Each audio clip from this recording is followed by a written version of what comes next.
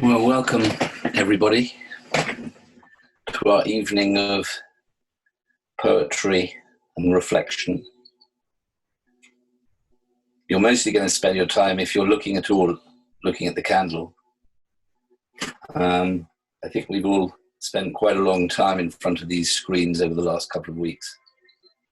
And I think for me, this is an opportunity just to drop down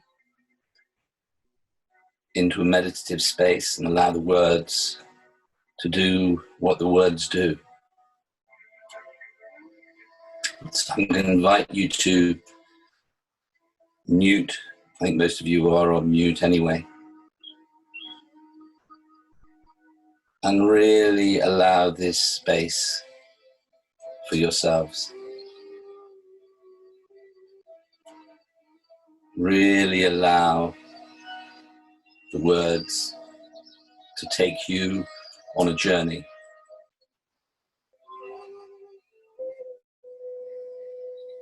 Without trying to necessarily understand them. Just allow the waves through.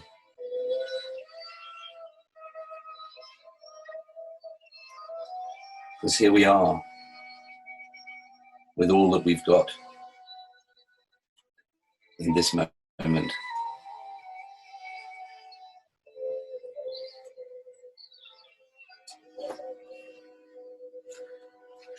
And I shall say a few things as we go about the different kinds of poetry that I'd like to speak this evening. And my definition of Sufi poetry is perhaps not orthodox. It's really about essence and emptiness. And that place deep within that language really struggles to connect to.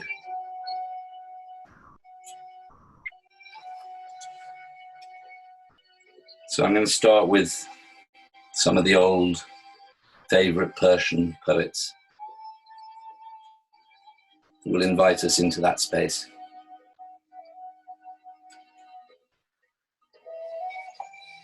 Hafiz.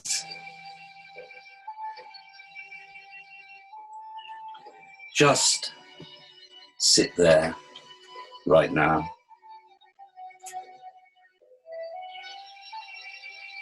Just sit there right now. Don't do a thing. Just rest. For your separation from God is the hardest work in this world. Let me bring you trays of food and something that you like to drink. You can use my soft words as a cushion for your head.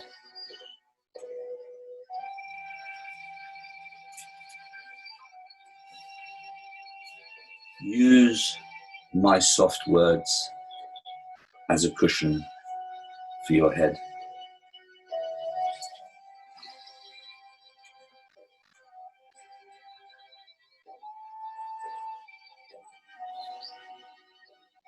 Enough words from Rumi. How does a part of the world leave the world? How can wetness leave water? Don't try to put out a fire by throwing on more fire. Don't wash a wound with blood. No matter how fast you run, your shadow more than keeps up. Sometimes it's in front. Only full overhead sun diminishes your shadow. But that shadow has been serving you. What hurts you blesses you. Darkness is your candle. Your boundaries are your quest. I can explain this, but it would break the glass cover on your heart, and there's no fixing that. You must have shadow and light. Shadow and light source both. Listen and lay your head under the tree of awe. When from that tree feathers and wings sprout on you, be quieter than a dove. Don't open your mouth for even a coo. When a frog slips into the water, the snake cannot get it.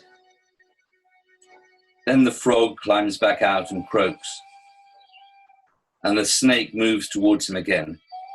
Even if the frog learnt to hiss, still the snake would hear through the hiss the information he needed, the frog voice underneath. But if the frog could be completely silent, then the snake would go back to sleeping and the frog could reach the barley. The soul lives there in the silent breath. And that grain of barley is such that when you put it in the ground, it grows. Are these enough words? Or shall I squeeze more juice from this? Who am I, my friend? Who am I?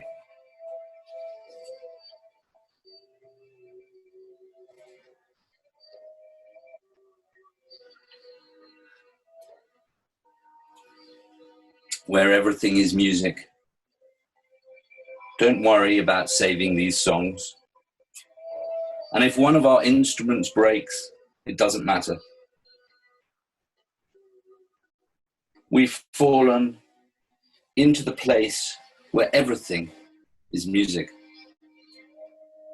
The strumming and the flute notes rise into the atmosphere, and even if the whole world's harp should burn up, there will still be instruments playing. So the candle flickers and goes out. We have a piece of flint and a spark. This singing art is sea foam. The graceful movements come from a pearl somewhere on the ocean floor. Poems reach up. Poems reach up like spindthrift and the edge of driftwood along the beach, wanting. They derive from a slow and powerful root that we can't see. Stop the words now.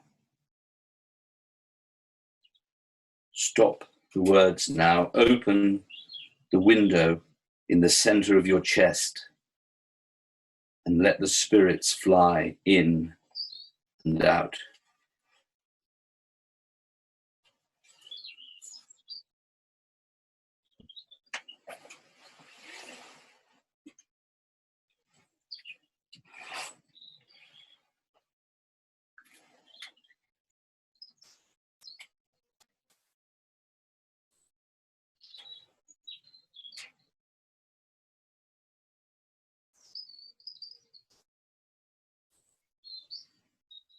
I woke up scared this morning, frightened of losing this tender moment and everything I love. It's all going to go. The beach will be swept of yesterday's sandcastles. The flowers will return their colors to the rainbow. Even this majestic hot space will collapse into the sky. I don't want to cry. I don't want to cry. It seems somehow inadequate for the scale of loss. And yet, there, right there, in the hallway of heartbreak, you, apparent stranger, smile, and I am soothed.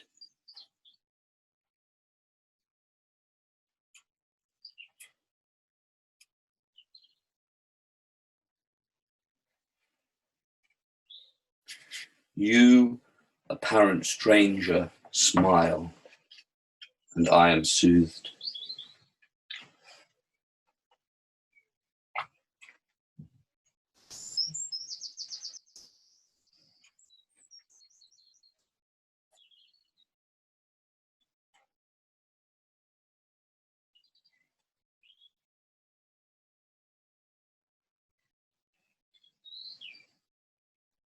The knowing field is all yours, beloved. Every twitch and tremble is logged. Love is indivisible. Apparent splits are like rips in the tent canvas, canopied by the brilliant night sky. Love is the indwelling constancy of that field,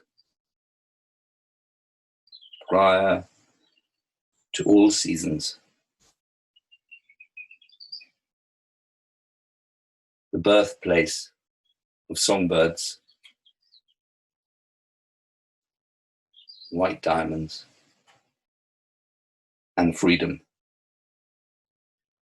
and of a peace beyond all understanding.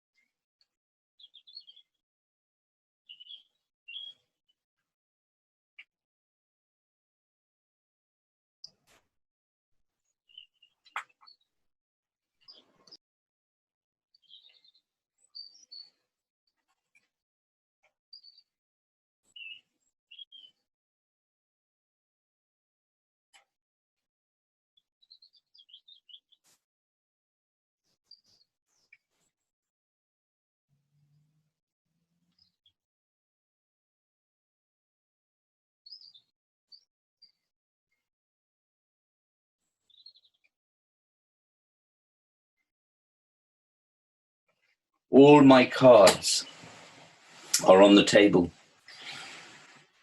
ruined, ragged, rusty. My shape fits no mold, only the cracked space of sorrow that turns me inside out. To find you, beloved, like a butterfly, out of time and season, settled on my heart.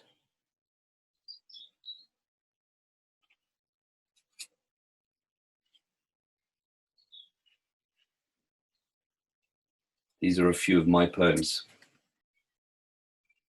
And this one I wrote for Ricky.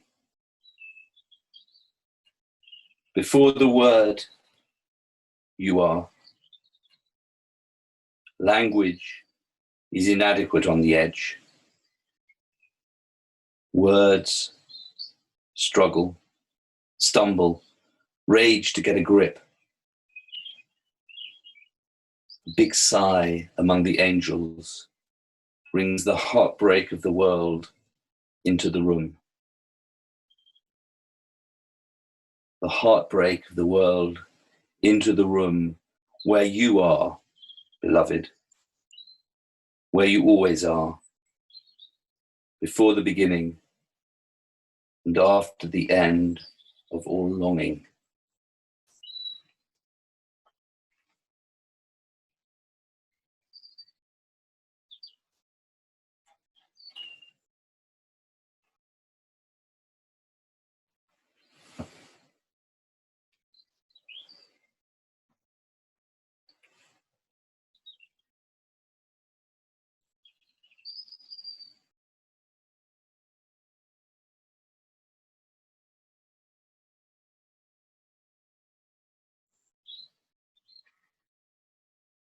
If you asked me what it cost me to be friends with you, beloved, which you never would, because you already know,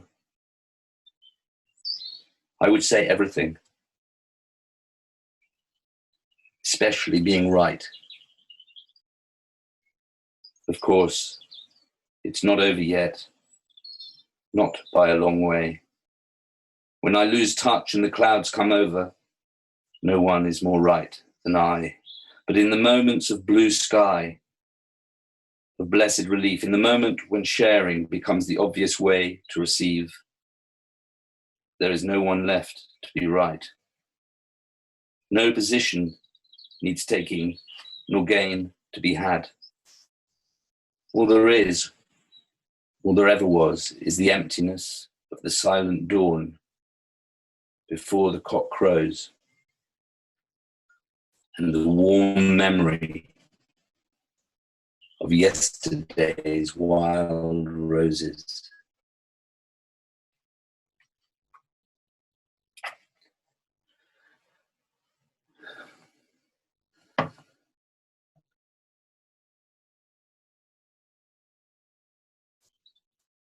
So for me, one of the great joys of poetry is and the Sufi poetry in particular, is connection to essence, connection to the beloved, whatever language we might use to hint at something beyond ourselves. And right now, as we kind of collectively face what we face in the outside world, the veil between us, apparently us, and that becomes thinner. And the opportunity to be still and listen to that deeper emanation is the invitation. And it's great joy that I have with me today my bardic friend and Sufi colleague, Gayan Tony, who's kindly agreed to come and read a little, recite a little, and join with me in sharing the beauty of those undulating depths. So I'd like to hand over to him to give you a little taste of that.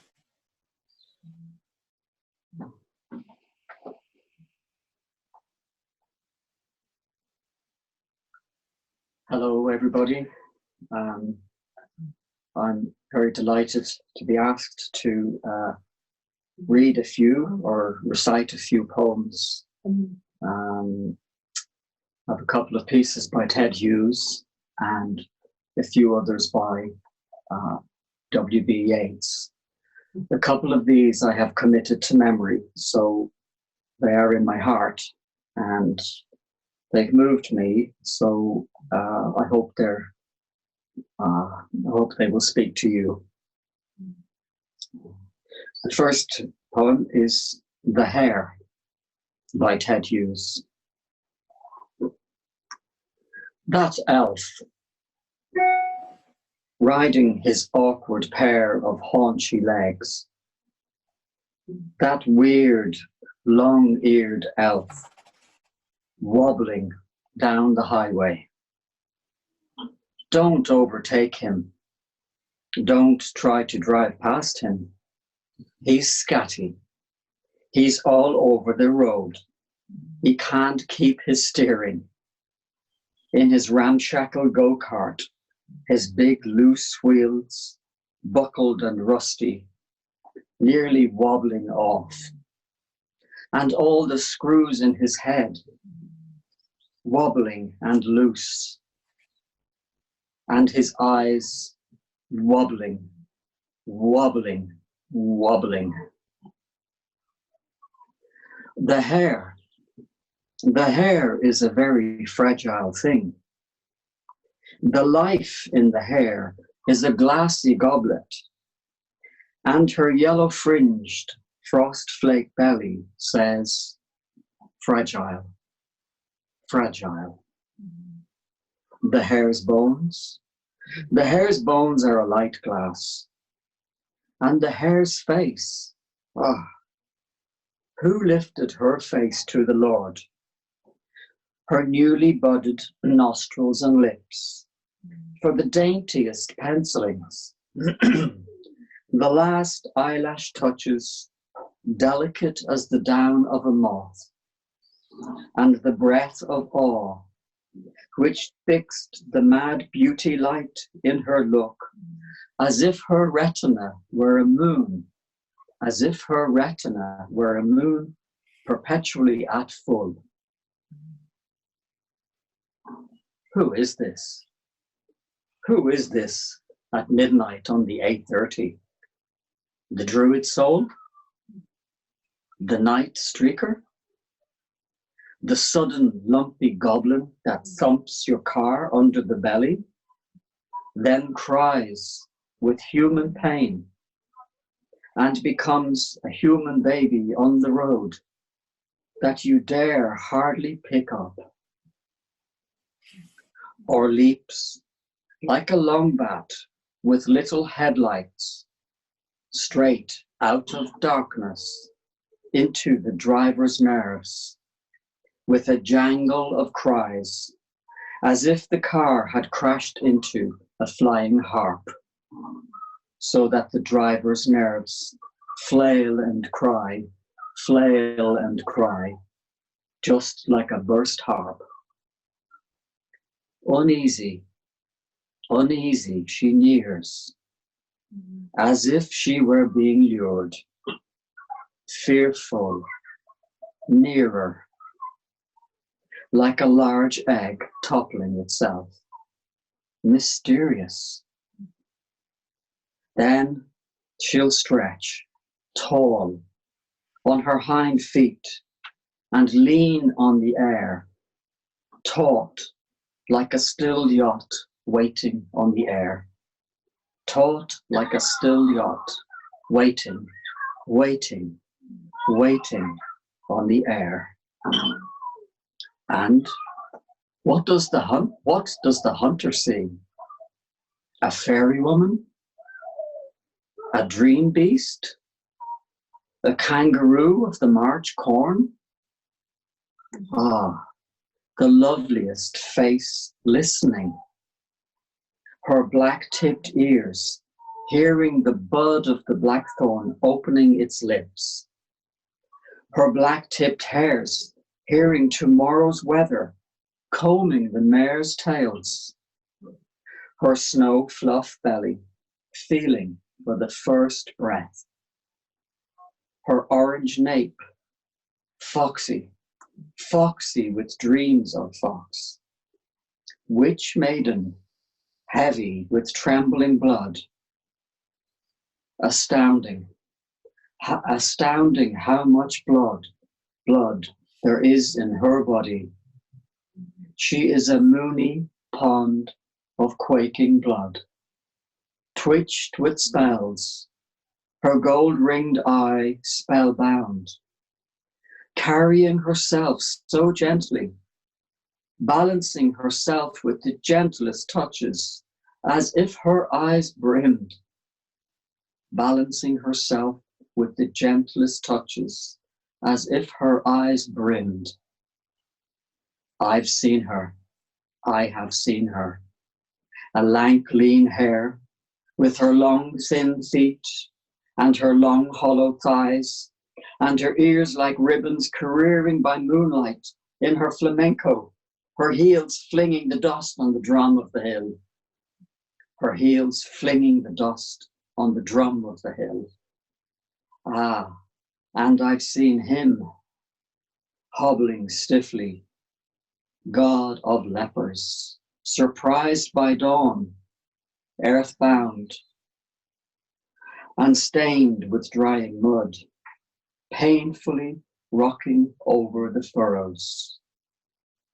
with his leaping legs, his power thighs, so powerful, much too powerful for ordinary walking, so powerful, they seem almost a burden, almost a problem, nearly an aching difficulty for him when he tries to loiter or pause, nearly a heaving pain to lift and move, like turning a cold car engine with a bent crank handle, till a shock, a terror, with a bang, grabs at her ears. An oven door bangs open, both barrels, and a barking bursts out of onions.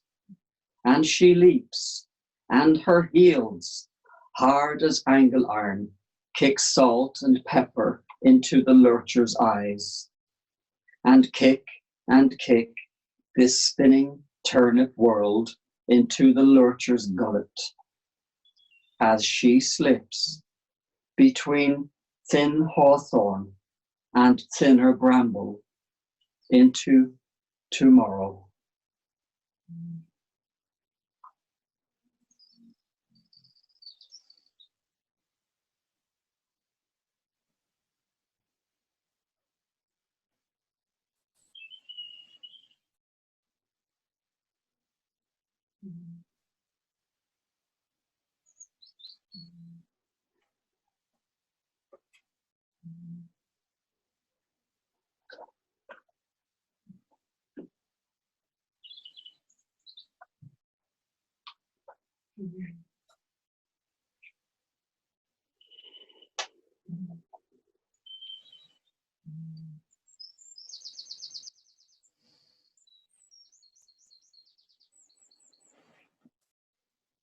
Wow, thank you, Gayan. That's exactly what I mean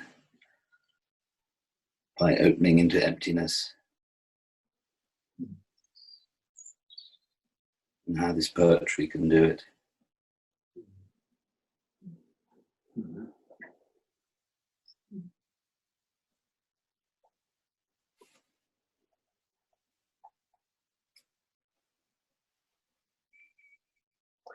I'm very with the emptiness and the sound of the blackbird coming through your window. It seems like a good moment to pause and allow some of these images and reflections and words to just do their work for the moment. So thank you for the moment.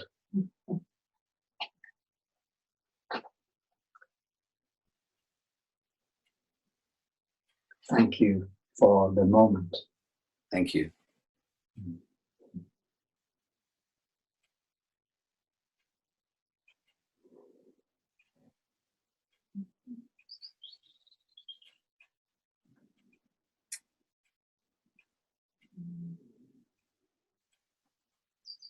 I'm just allowing that space, to let these words drift and soothe. We need soothing now.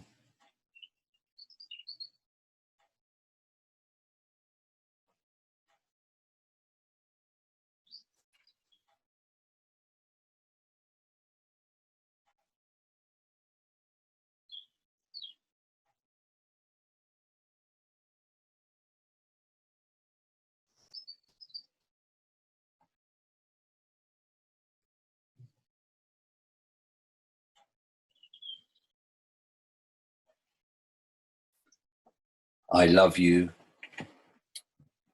gentlest of ways,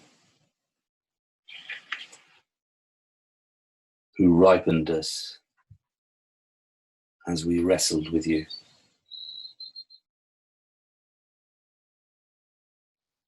You, great homesickness we could never shake off. You, the forest that always surrounds us. You, the song we sang in every silence. You, dark net threading through us. On the day you made us, you created yourself, and we grew sturdy in your sunlight. Let your hand rest on the rim of heaven now,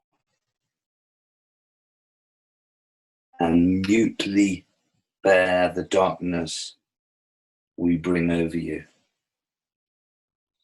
Let your hand rest on the rim of heaven now, and mutely bear the darkness we bring over you.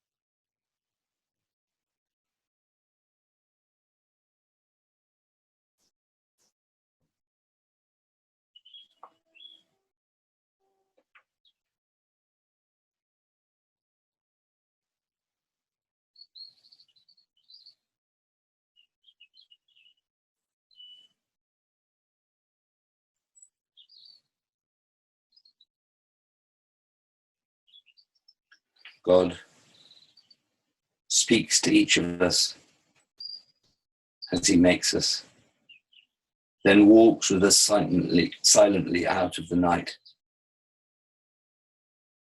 These are the words we dimly hear. You sent out beyond your recall. Go to the limits of your longing. Embody me. Flare up like flame and make big shadows I can move in. Let everything happen to you. Beauty and terror. Just keep going. No feeling is final. Don't let yourself lose me. Nearby is the country they call life. You will know it by its seriousness. Give me your hand.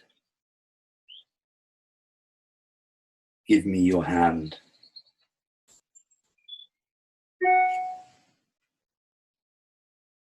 Rilke.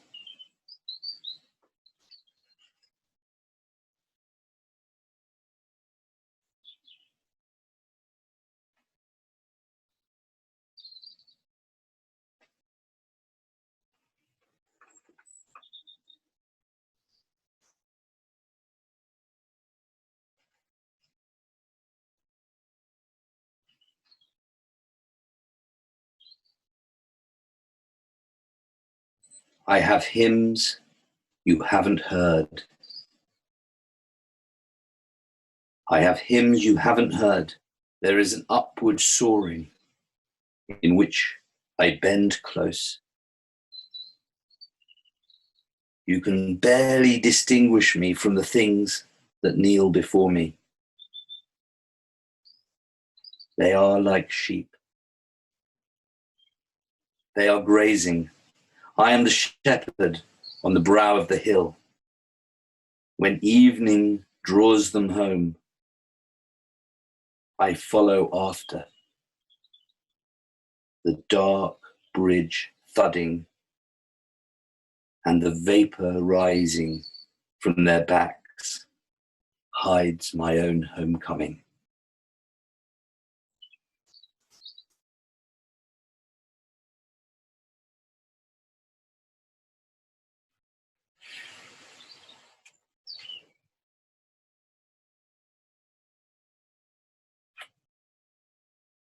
Rilke.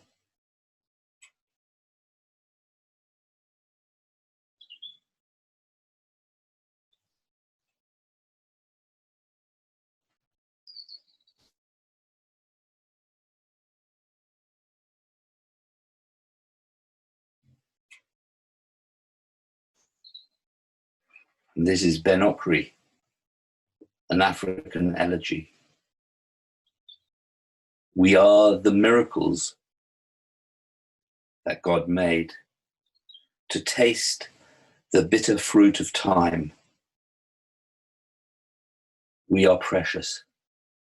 And one day our suffering will turn into the wonders of the earth.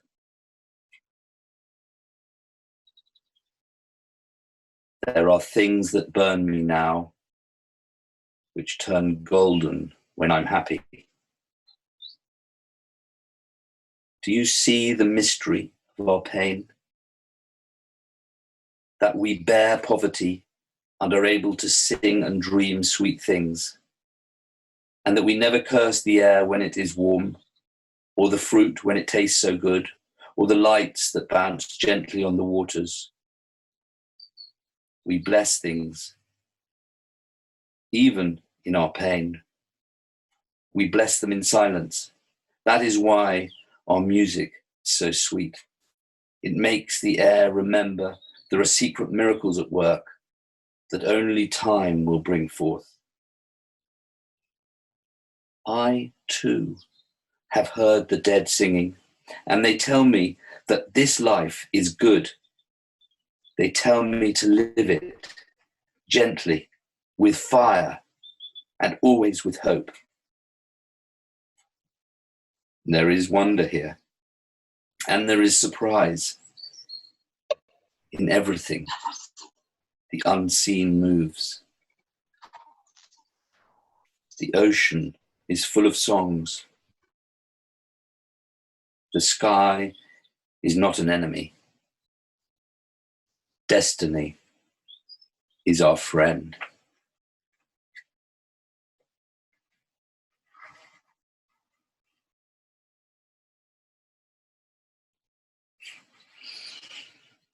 They say love grows when the fear of death looms. They say courage looms when the fear of never loving again disappears.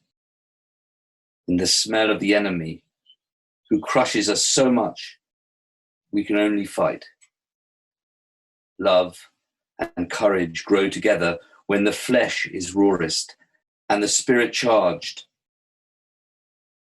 and distorted within the nightmare. We see the possibility of a future.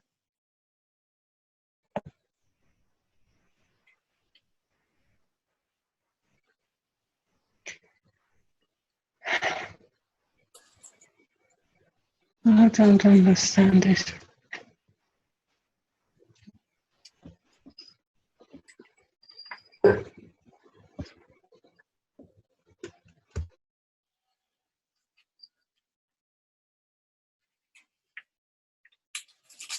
Understanding this technology at the same time as hearing the Sufi poets, they're not bothered by not hearing it all. Just hear a little bit. Just hear what you can. And I can't allow this middle section to slip by without a bit of T.S. Eliot.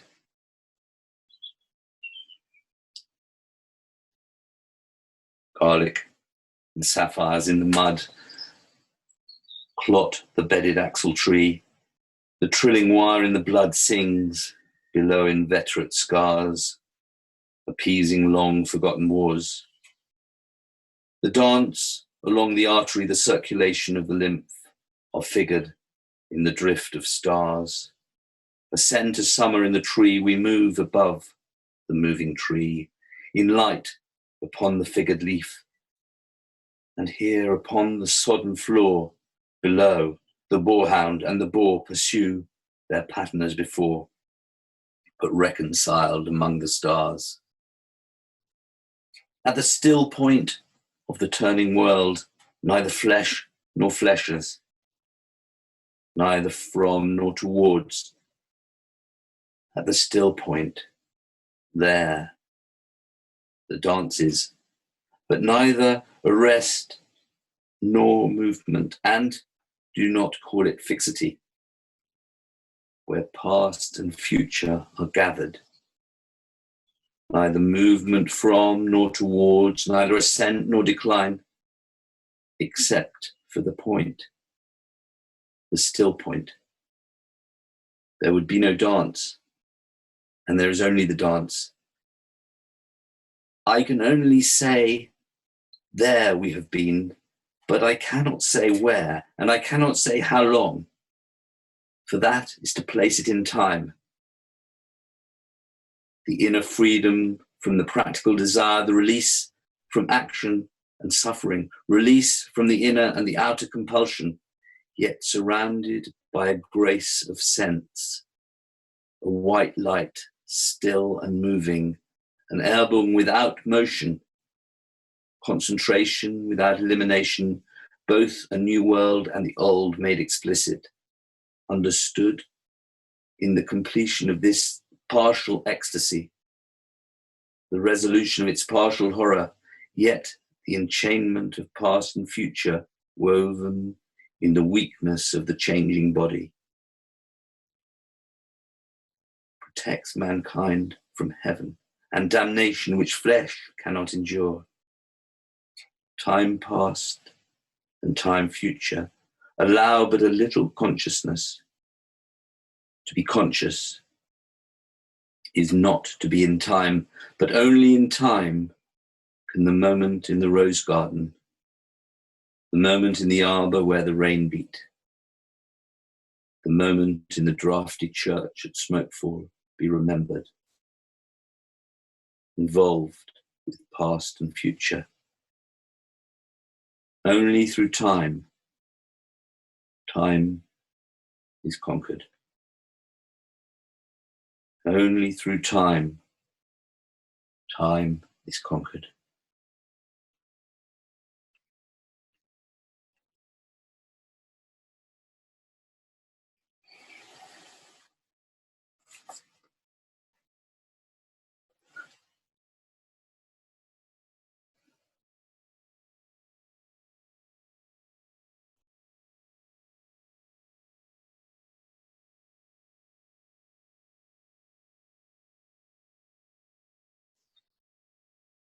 Gayan, can you give us some Yeats?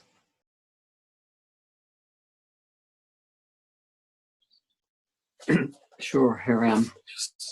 Still there?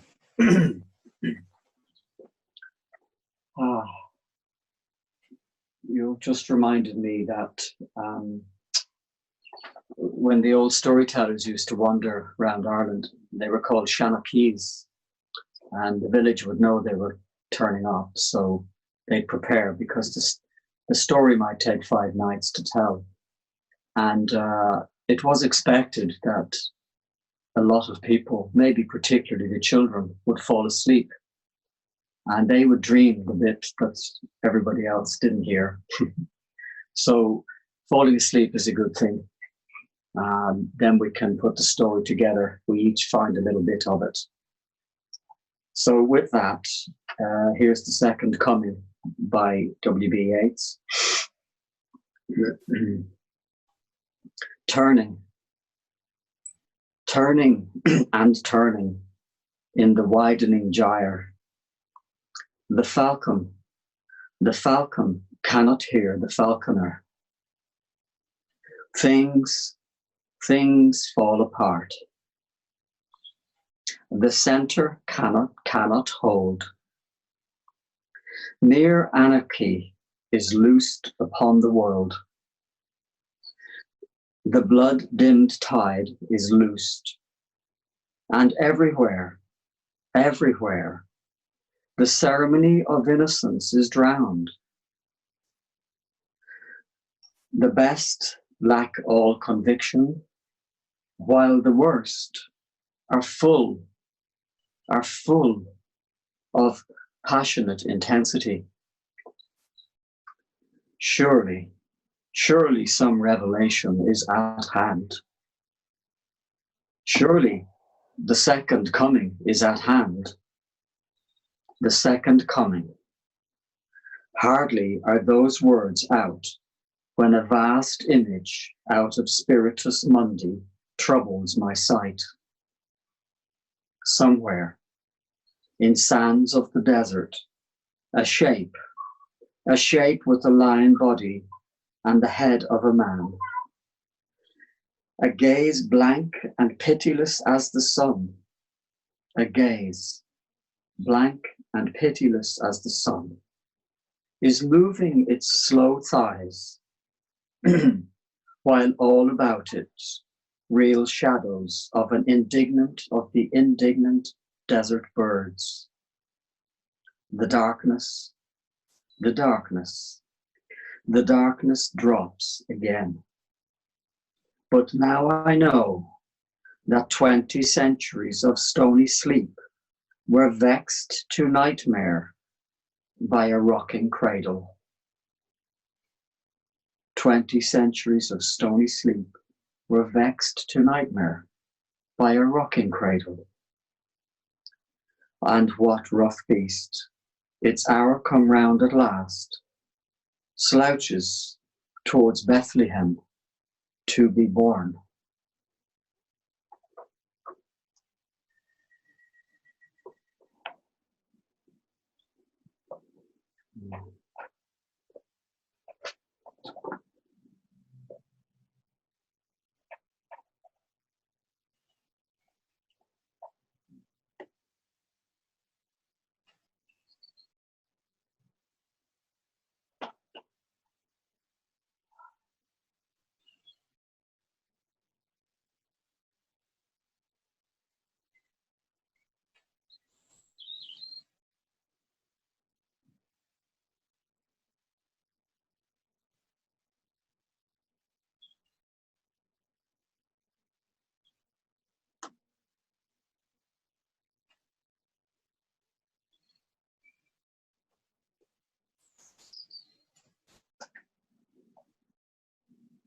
Seems so relevant.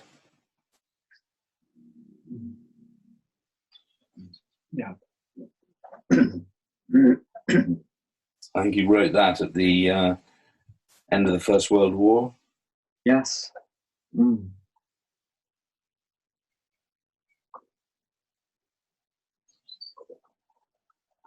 Yeah.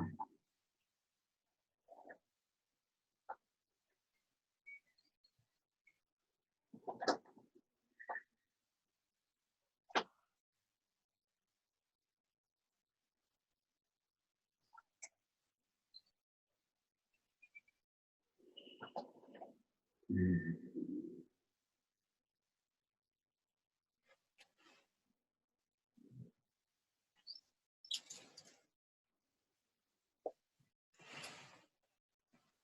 It seems the gift of poetry, which is always with us, has an even deeper resonance at the moment. And the joy of being able to speak something that at some time has moved you for whatever reason, be it the taste of the words in your mouth, be it the heart being opened, be it an image speaking to something that was in you that you didn't recognize until you came across it in the poem. And what I notice is being asked to deliver something that is from the heart is such a gift, and it brings such a gratitude and an opening. And I would encourage anybody who already hasn't done so, to commit a poem to heart and speak it to the room, speak it to whoever's around. Such a gift. It's unspeakably powerful and beautiful. So thank you.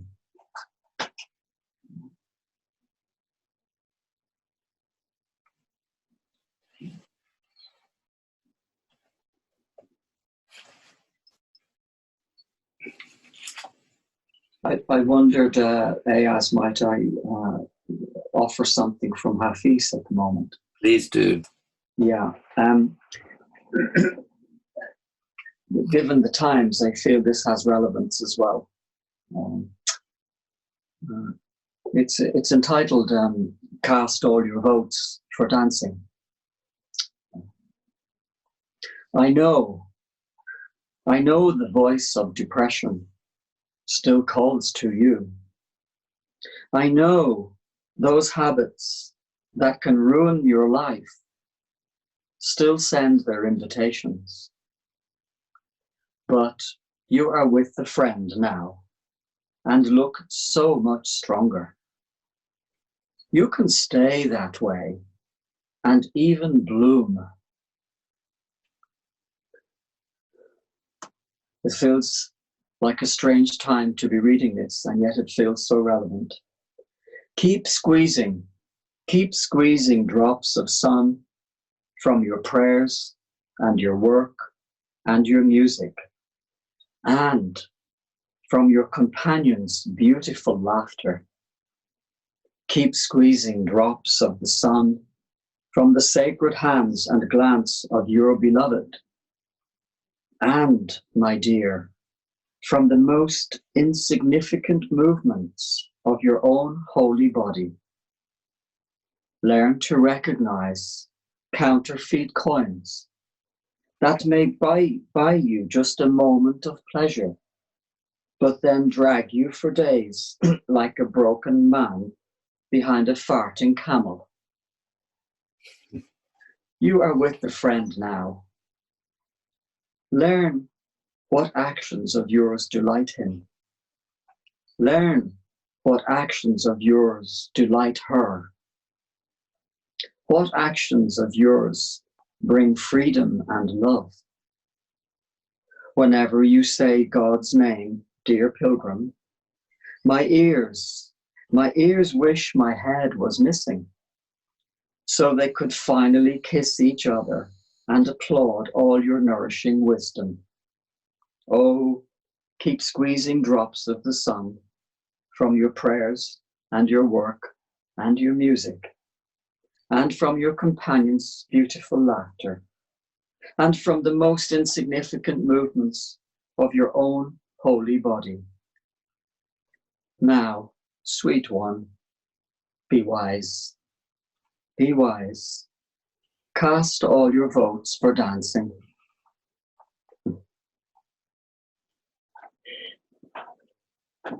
Yeah.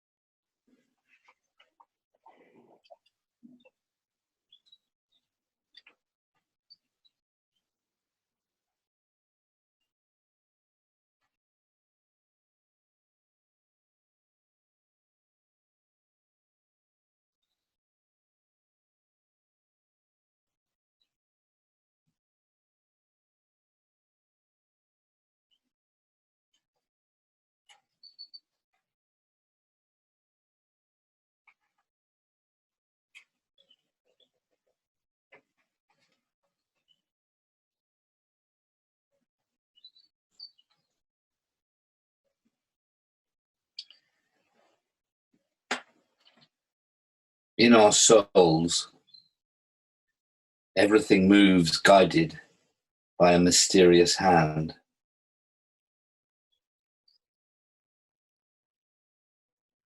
We know nothing of our own souls that are understandable, and say nothing.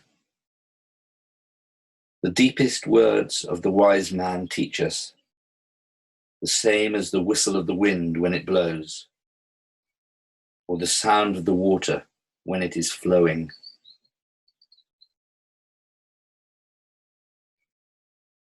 Antonio Machado.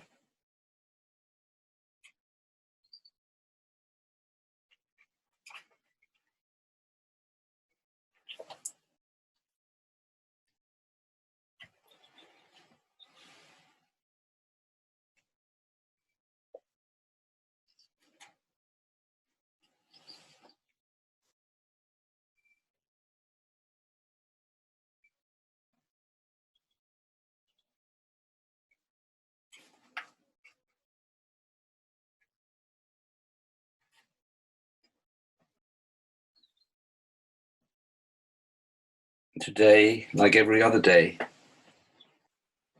we wake up empty and frightened. Don't open the door to the study and begin reading. Take down a musical instrument. Let the beauty we love be what we do. There are hundreds of ways to kneel and kiss the ground.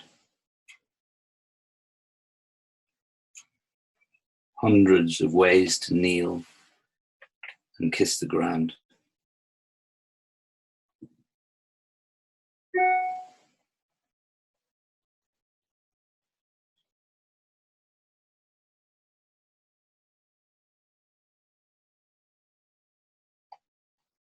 Out beyond ideas of wrongdoing and right doing, there is a field. I'll meet you there. When the soul lies down in that grass, the world is too full to talk about. Ideas, language, even the phrase each other doesn't make any sense.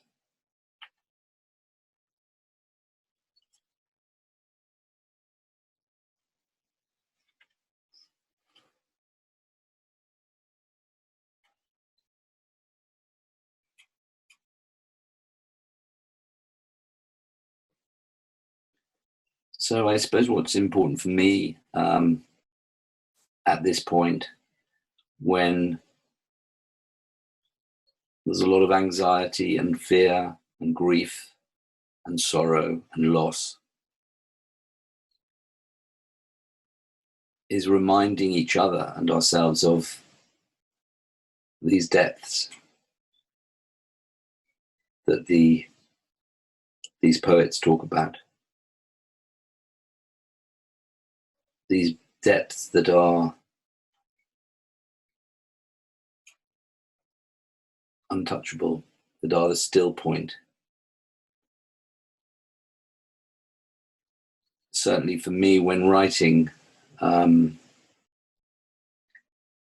found addressing myself to the beloved, whatever each of us might mean by that, was a really powerful way of connecting.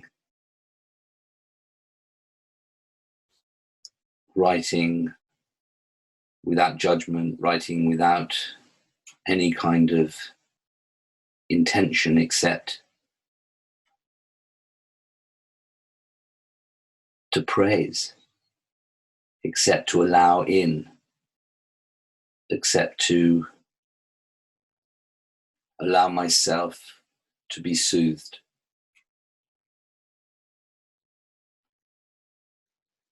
And I think that's for me, the great gift of what this poetry can do and what it offers.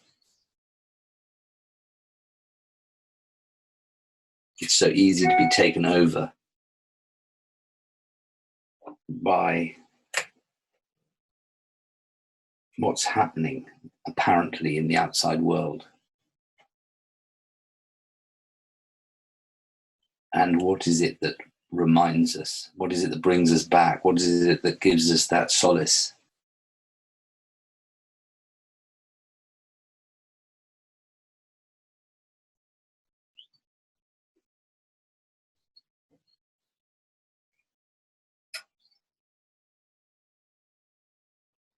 What is it that's really important?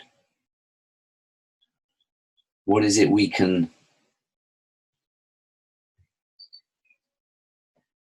bring in ourselves, connect to in ourselves, to lead,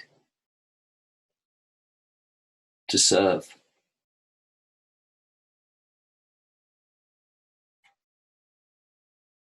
Coming from that place of stillness, that place that cannot be spoken of, only alluded to.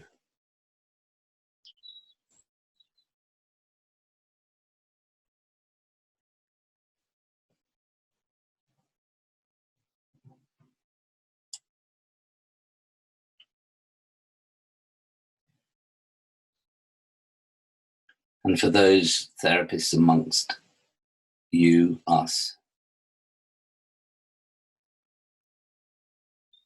that has always been the essence of the work. Nothing's changed. If the world was my client,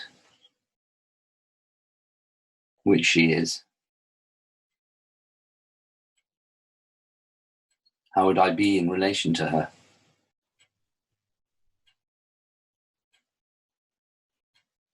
How does she try and pull me out of my shape?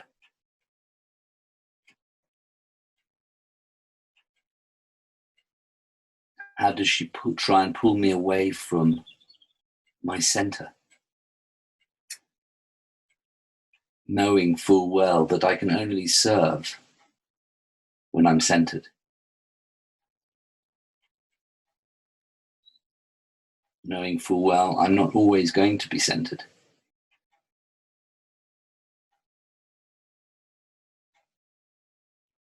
So what practice can bring me back?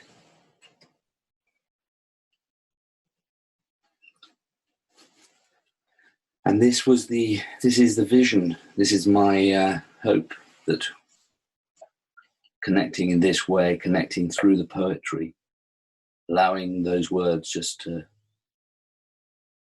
drift us back to what we know most deeply. Because from that place, that fire doesn't go out. Those doors don't close. That place of love. And of course, as T.S. Eliot reminds us, love is no place.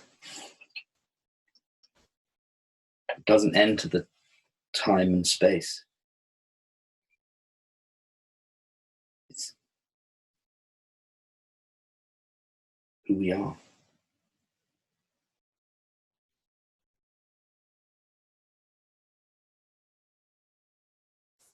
But it's hard to talk about. And we don't have time.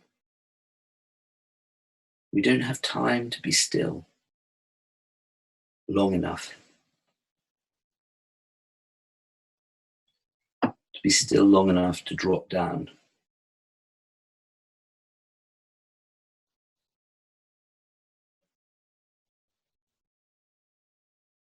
And yet, if we were in the therapy room, in that space, that's what it gives us, just the space to be still.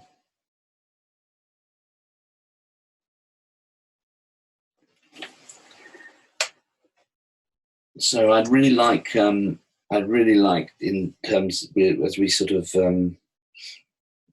we didn't really have a time. I allowed 2 hours, but just a little bit of a ramble through the Sufi kind of world and way. And I'd really like you, Gayan, to give us something else, another gift.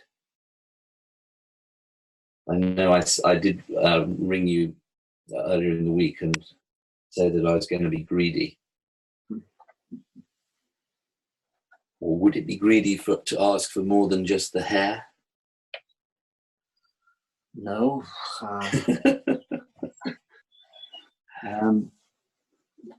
So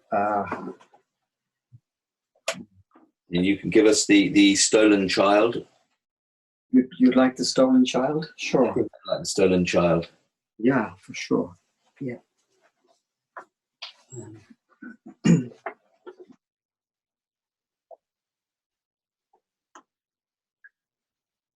The stolen child, where dips the rocky highland of sleuth wood in the lake, there lies a leafy island where flapping herons wake. The drowsy water rats, there we've hid our fairy vats, full of berries and of the reddest stolen cherries. Come away, O human child, to the waters of the wild, with a fairy hand in hand, for the world's more full of weeping than you can understand. For the world's more full of weeping than you can understand. Where the wave of moonlight glosses the dim grey sands with light, far off by furthest rosses, we foot it all the night. Weaving olden dances, mingling hands and mingling glances, till the moon has taken flight. To and fro we leap and chase the frothy bubbles, while the world is full of troubles, the anxious in its sleep. Come away, O human child, to the waters of the wild, where a fairy with a fairy hand in hand, for the world's more full of weeping than you can understand. Where the wandering water gushes from the hills above Glen Car, in pools among the rushes that scarce could bathe a star. We seek for slumbering trout, and whispering in their ears, give them unquiet dreams. Leaning softly out from ferns that drop their tears over the young streams. Come away, O human child, to the waters of the wild, with a fairy hand in hand, for the world's more full of weeping than you can understand. Away with us he's going. The solemn-eyed, he'll hear no more the lowing of the calves on the warm hillside, or the cattle on the hob sing peace into his breast, or see the brown mice bob round and round the oatmeal chest. For he comes, the human child, to the waters of the wild, with a fairy hand in hand, for the world's more full of weeping than he can understand.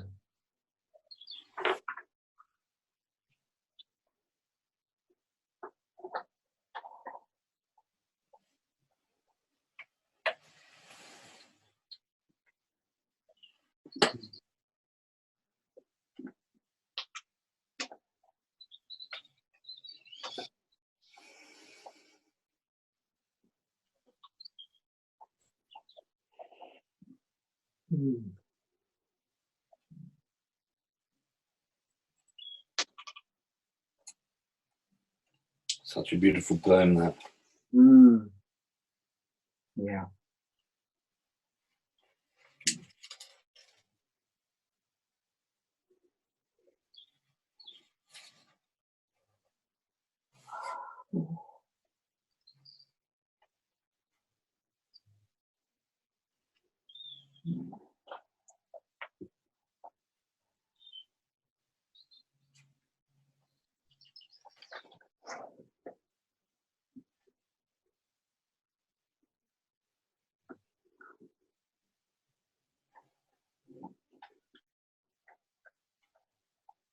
You know, one of the reasons also I really enjoy writing poetry is because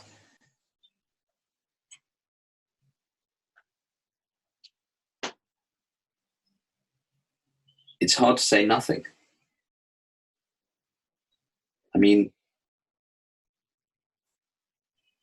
if you say something, you tend to set up opposition. If I put forward a suggestion or an argument, with the poetry, there is just the words. You may like it or not like it, may touch you or not touch you, but there's no opposition. There's an offering.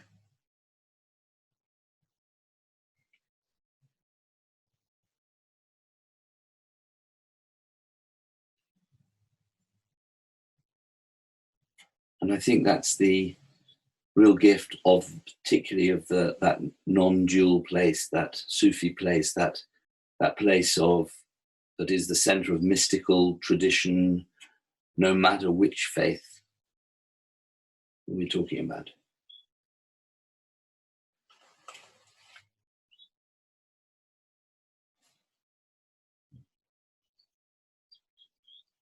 So I'll share a couple of my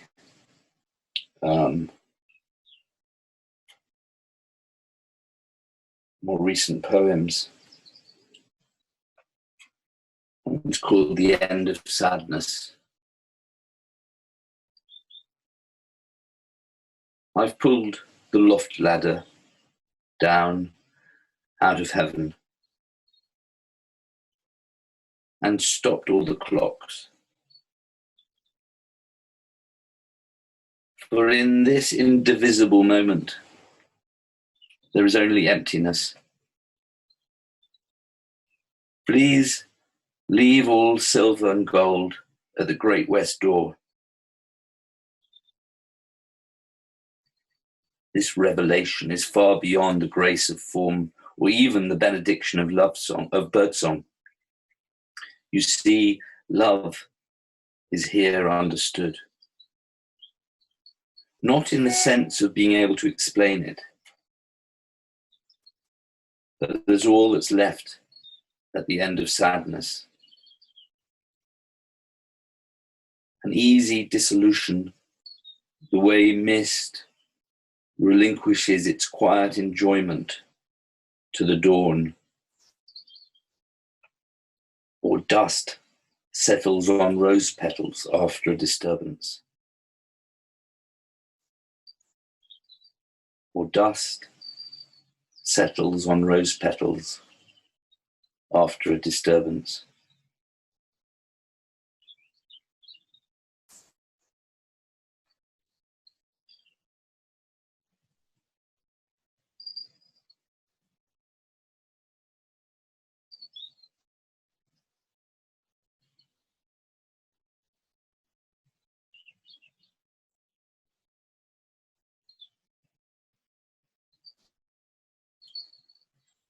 Love is nothing coming to know itself. Love is nothing coming to know itself. It's no wonder things get a little messy. It's no wonder we try and create a something and then forget, get lost for lifetimes, doing and undoing ourselves. Broken, smashed, ruined, pieces come back to themselves, leaving gaps. Mystery likes nothing more than gaps. For the wind to blow and move clouds around, birds, swift, flit, and the scent of lavender and hot brick. They all love gaps. And we who deeply know ourselves as nothing, know this way love has of moving us, soothing us into emptiness, soothing us into emptiness, so much so, it's no wonder we fall off the edge of the world and into your arms.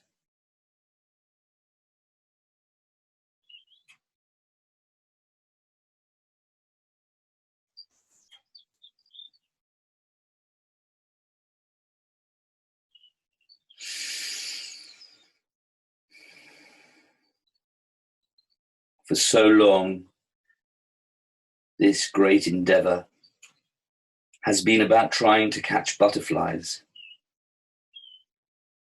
where success is measured by what is pinned and displayed, always fading into dust. But beauty, flitting, is emanation, not source. And source, as intensified sky, can only be breathed and flown through. Until someday when the knowing comes, those same butterflies, now from jail-sprung hearts, will fill the meadows with gratitude.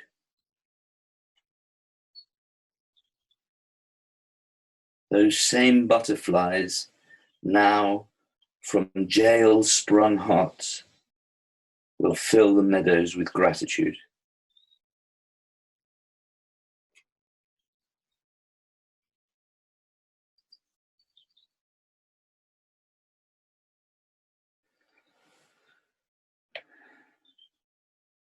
I think it's time for a bit of salmon.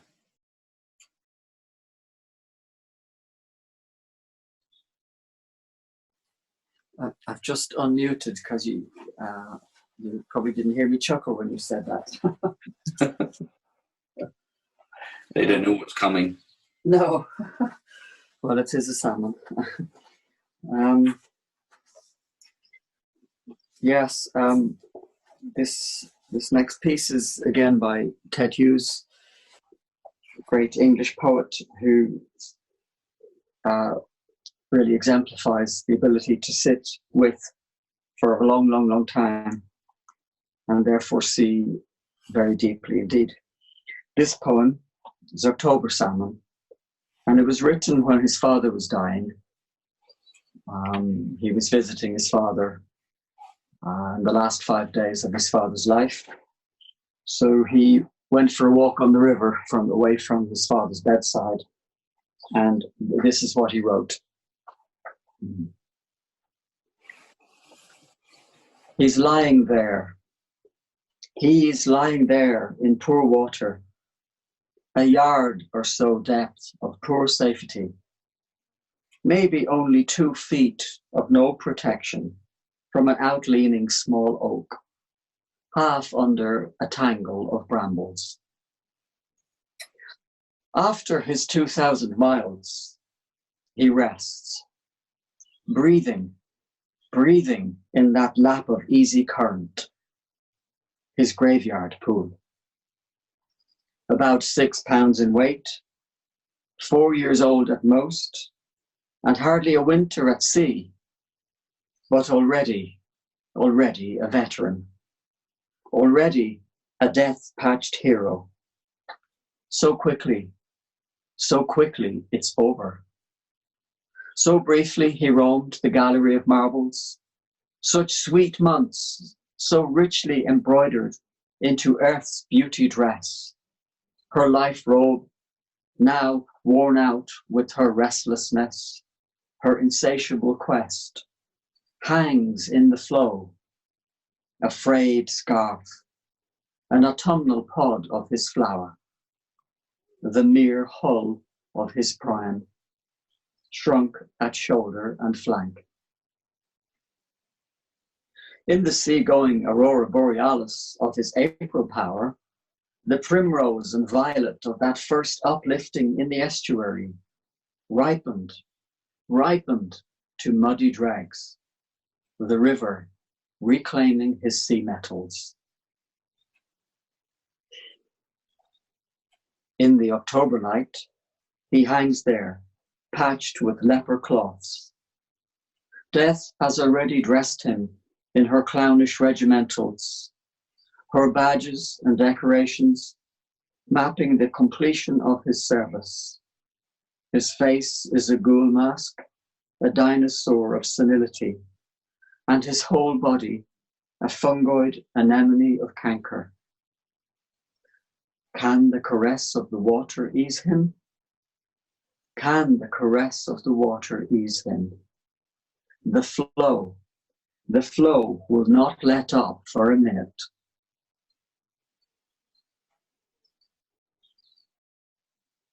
What a change. What a change from that covenant of polar light to this shroud in a gutter. What a death in life, to be his own spectre, his living body become death's puppet, dulled by death in her crude paints and drapes. He haunts his own staring vigil and suffers the subjection and the dumbness and the humiliation of the role. For that is how it is. That is what is going on there, under that scrubby oak tree, hour after hour. This is what the splendor of the sea has come down to. And the eye of ravenous joy, king of infinite liberty in the flashing expanse, king of infinite liberty in the flashing expanse, the bloom of sea life on the surge ride of energy, weightless, body simply the armature of energy in that earliest sea freedom, the savage amazement of life, the salt mouthful of actual existence, with a strength like light. Yet, this was always with him. This was inscribed in his egg. This chamber of horrors is also home. He was probably hatched in this very pool. And this was the only mother he ever had. This uneasy channel of minnows under the mill wall, with bicycle wheels, car tires, bottles, sunk sheets of corrugated iron. People walking their dogs trail their evening shadows across him. If boys see him, they will try to kill him. If boys see him, they will try to kill him. All this too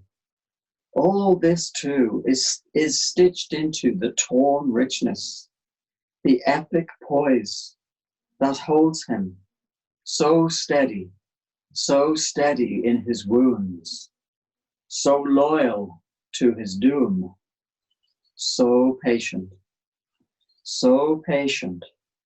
in the machinery of heaven.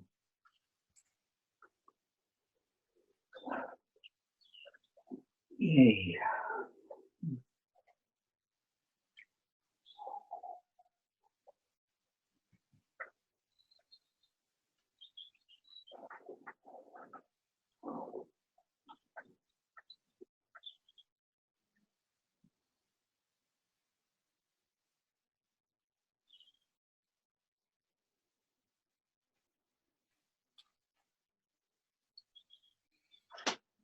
Thank you.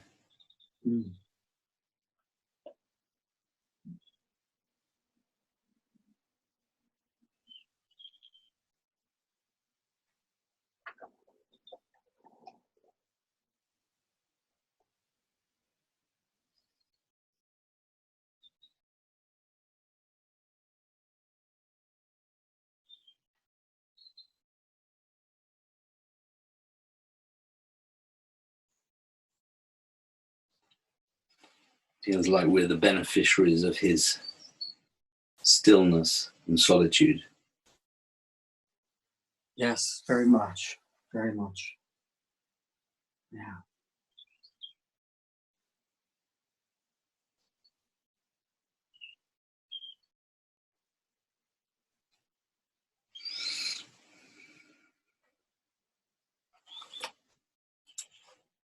He likened the poets or the quest of a poet in any moment as not dissimilar to fishing, when he wrote for children in schools, encouraging them to write poetry, because he said a lot of the focus is on the little float, but its attention is all about what's going to happen underneath. Such stillness in that. Lovely metaphor, isn't it? Yeah.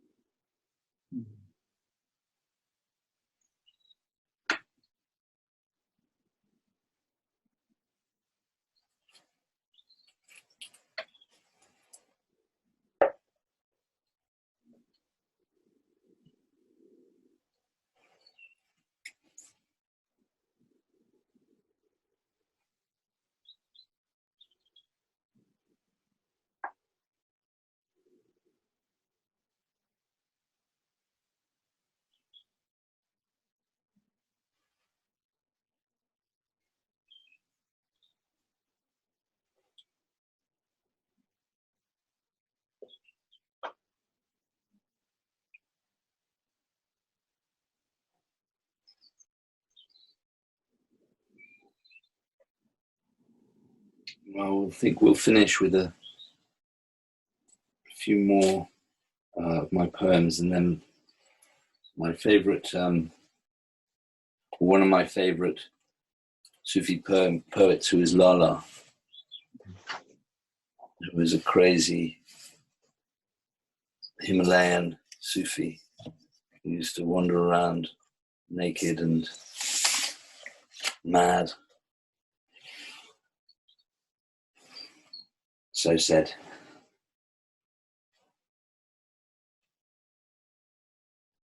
So again, just allow yourself to be washed by this. And as we come to an end, we'll just allow the music to fade and bring yourself to closure.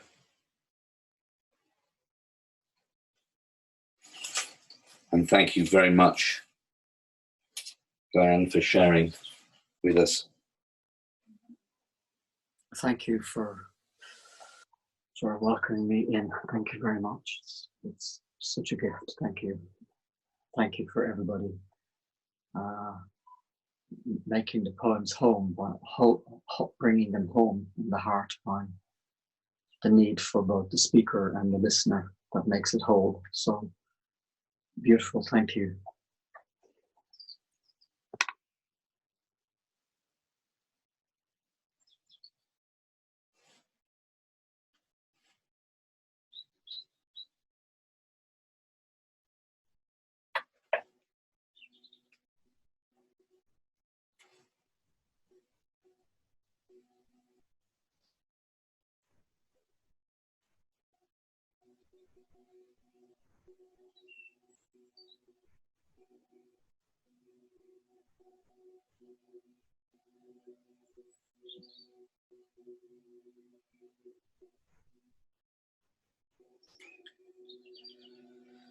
I never tire of this place. How could I? Touching emptiness together is the whole reason you turned us out of dust in the first place.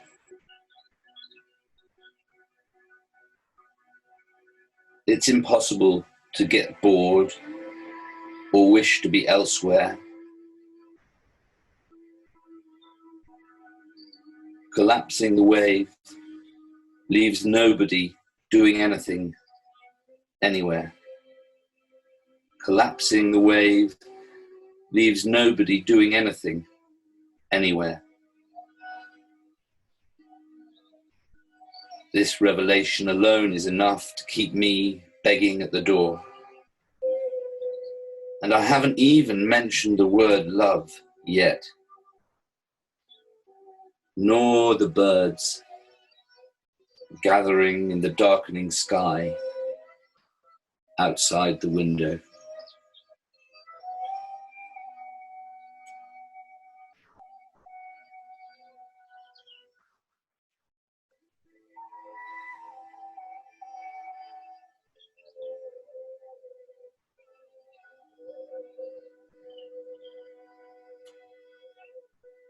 empty grief. In empty grief, I grieve that which cannot tell me of its joy.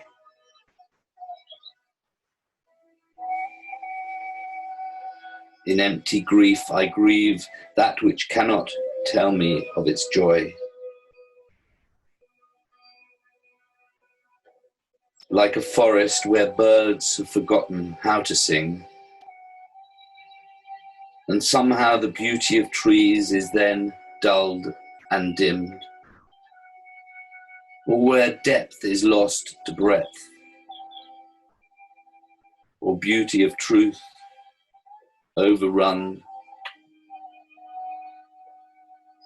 by ugly falsity. Sweet Lord, only faith I know, only faith I know on this frail ledge can keep dark night until the dawn begins to smudge the darkness, and by grace the song returns, once more there to be more wondered at.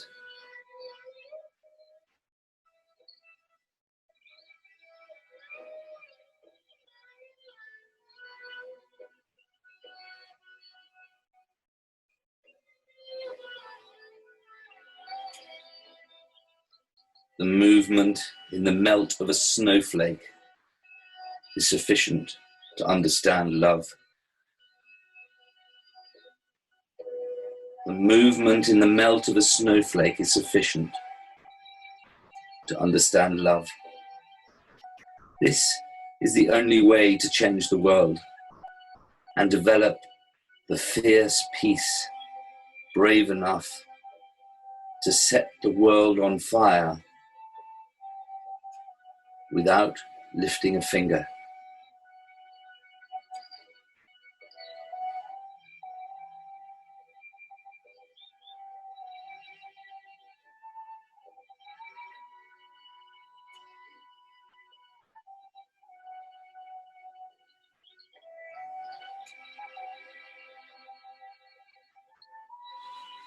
Sooner or later, we lose or are lost by all of this. What remains, the deeper volition that blooms and blushes in every little thing, is emptiness, longing for itself, turning time inside out and making fools of us all. What remains is that which always has been hinted at but missed, just out of sight, just off stage, beneath the soil, behind the clouds, out of sunlight, into shadow, between the two, always between the two. And between the two always is emptiness, longing for itself.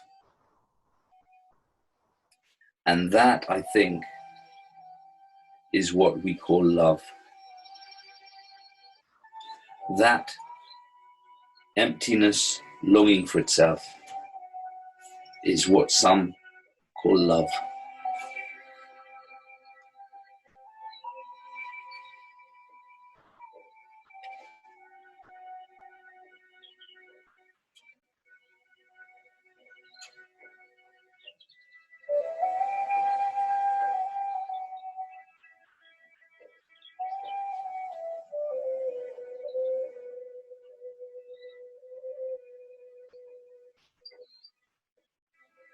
If you want a kingdom and get it,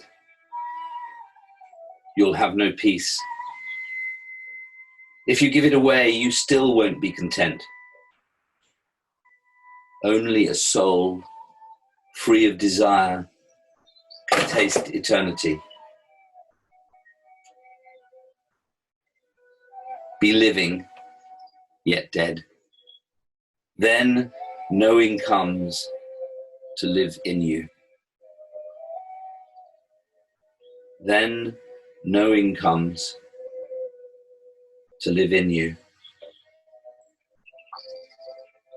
This is Lala.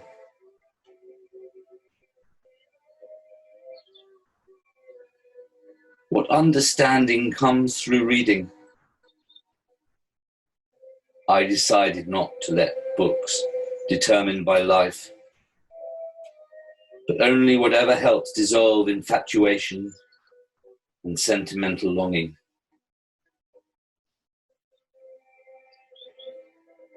The shrewdness of innate, subtle intellect is a fox who knows what I need.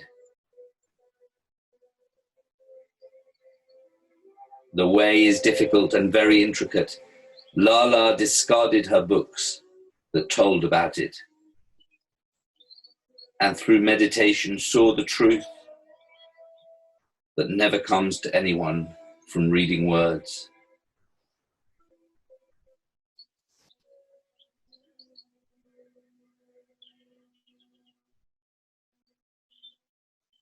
Intense cold makes water ice. Then the hard ice turns to slush and back to water. So there are three forms of consciousness: the individual, the world, and God, which is the sun of true awareness, melt to one flowing. Lala is that. In meditation, I entered the love furnace, burned impurities away, and as the sun of a new knowing rose, I realized that the words Lala and God point to this peacefulness.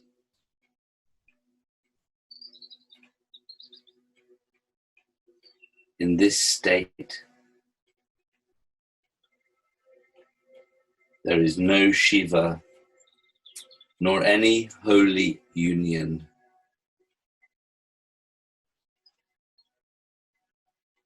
Only a somewhat something moving dreamlike on a fading road.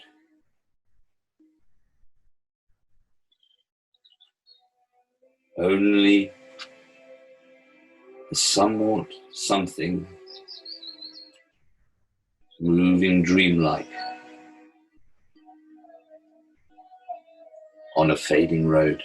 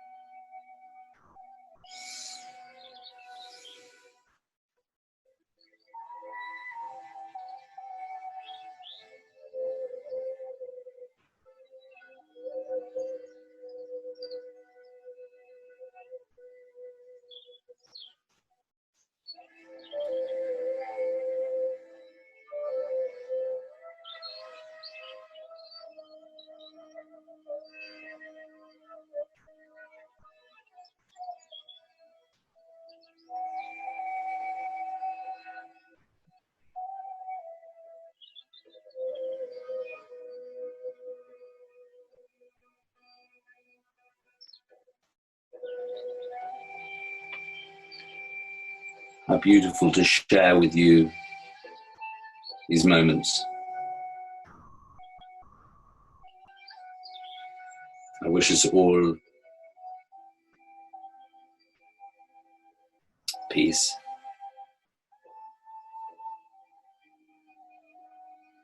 and to hold steady,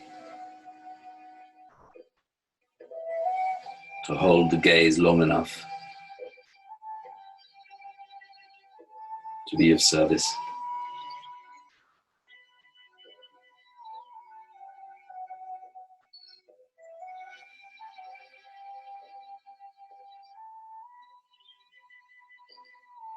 And to all you beautiful practice room members, thank you for the support to this community at this time.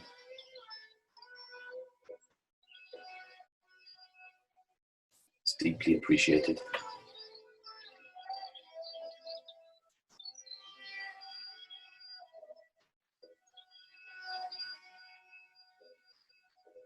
Well,